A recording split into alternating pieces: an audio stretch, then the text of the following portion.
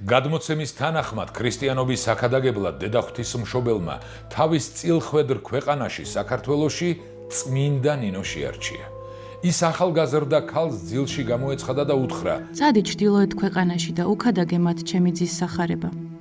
მე ვიქნები შენი მფარველი და შემწი ამ მოგზაურობაში." ამას როგორ შევძლებ, დედოფალო?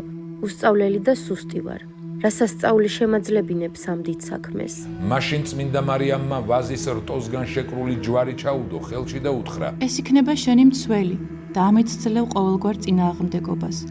განივრცობა შენი ქადაგება და მე არასდროს დაგტოვებ შენ. ამ სიზრმისგან გამოღვიძებულმა ნინო მიხილა, რომ ხელში მართლაც ვაზის ჯვარი ეჭირა. ამან საბოლოოდ განუმტკიცა რწმენა, რომ ეს მისი მისია იყო და კაბადოკიელი ქალი ამ მისიის აღსასრულებლად საქართველოსკენ დაიძრა. ზაფხულში წმინდა ნინო ჯავახეთის მთებს მოადგა.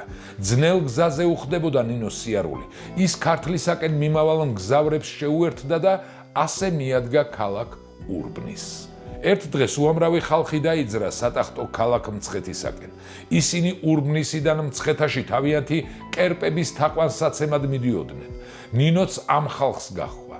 გამობრძანდა მირიან მეფე. ირგვლივ ისმოდა სიმღერა. ნინო გაოცებული შესქეროდა მირიან მეფესა და მის ერს.